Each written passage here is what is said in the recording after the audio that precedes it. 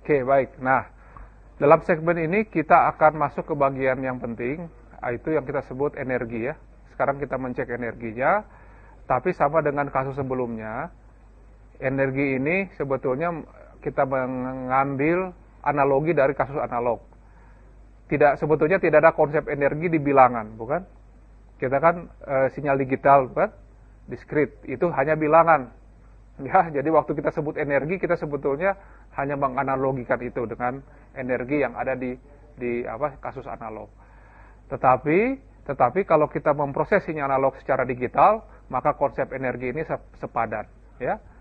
Oke. Nah, sekarang kita lihat konsep energi ini. Satu sinyal aperiodik dengan energi terbatas ya, memiliki Fourier transform S omega, mempunyai energi seperti ini. Ambil sinyal, kuadratkan dia, kemudian kita jumlah. Nah, itu energi. Ya, itu pengertian energi kita ya. Anda harus panik sekarang kan, dari minus terhingga sampai plus terhingga kok bisa gitu. Kita tertolong karena kita tidak bicara yang periodik. Kalau yang periodik otomatis kita punya problem karena kita tahu tidak pernah mati dia di sana. Aperiodik kita tahu berarti tidak periodik, mesti somewhere dia mati gitu. Ya, mesti dia berhenti di satu tempat, di tempat itu sehingga kita bisa percaya ya bahwa EX ini akan oke gitu. Angkanya bisa besar sekali tapi tidak tak hingga gitu. Ya. Nah, kembali lagi kita menggunakan Parseval relation ya, menurunkannya. Kita punya energi seperti ini, kita punya persamaan seperti ini. Kalian udah bosan barangkali ya, sudah 3 kali, sekarang yang keempat. Kita ulang lagi. Kita punya definisi energi seperti ini, maka berlaku ini. Kita masukkan persamaan Fourier transform tadi, kan? Inverse-nya, kemudian kita proses dan seterusnya.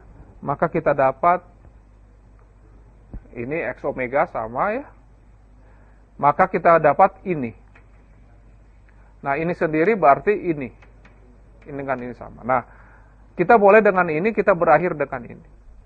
Dengan kata lain, maka energi itu bisa dihitung sebagai sigma dari ini, atau bisa dihitung sebagai sigma dari spektrum. Oke. Nah, perhatikan ya bahwa kita melakukan integrasi dari minus pi sampai plus pi. Kenapa tidak dari minus 1 terhingga sampai plus 1 terhingga ya? Karena dia berulang, bukan? Karena dia berulang, kita hitung saja dalam satu segmen cukup gitu. Baru nanti kita bagi dengan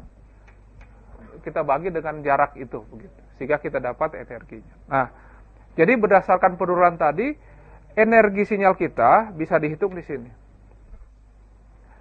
Sekarang kalau kita lihat persamaan ini ya, kita akan lebih happy menghitung energi di sebelah sini daripada di sini.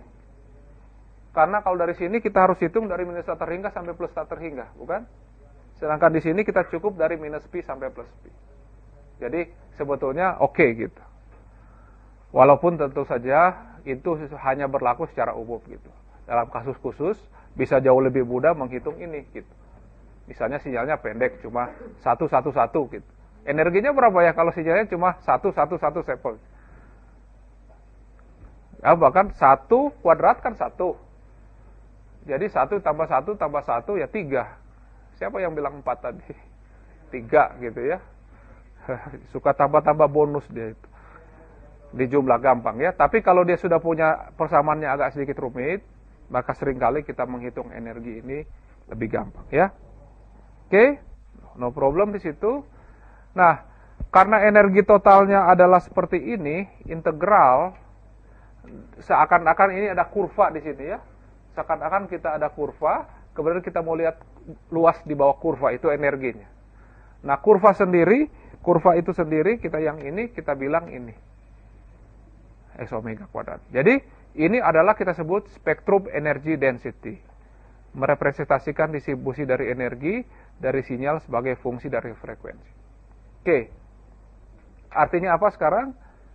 Kalau Anda sudah tahu spektrumnya, X omeganya, Anda bikin absolute value kuadrat, kemudian ada plot. Dia akan berbentuk seperti ini ya. Ini omega, ini 0, ini minus pi, ini plus pi. Katakanlah dia berbentuk begini. Ya. Nah, berarti ini harus diulang lagi di sini. Ya, ini juga akan diulang lagi di sini. Dari apa? Kalau ini minus pi plus pi berarti ini minus 3pi. Ya, di sini pasti minus plus 3pi dan seterusnya. Nah, kalau ini Anda kuadratkan dapat nilai kuadratnya ya. Itu adalah distribusi dari energi pada spektrum ini. Jadi orang bilang, oke, di sini energinya berapa? Oh, ini. Di sini energinya ini berapa? Kalau ini sudah kuadrat ya, sudah absolute value kuadrat. Ya, itu arti. Jadi dari situ kita tahu kalau misalnya di sesuatu sistem atau satu environment dia merambat dengan baik untuk energi ini, maka kita tahu akan tiba di sana sejumlah energinya berapa besar. Ya. Oke ya. Jadi saya kira dari sini kita cukup bisa jelas. Kita akan break sekarang di sini untuk kita masuk ke bagian akhir dari modul ini. Kita akan belajar tentang spektrum dari pulsa ya.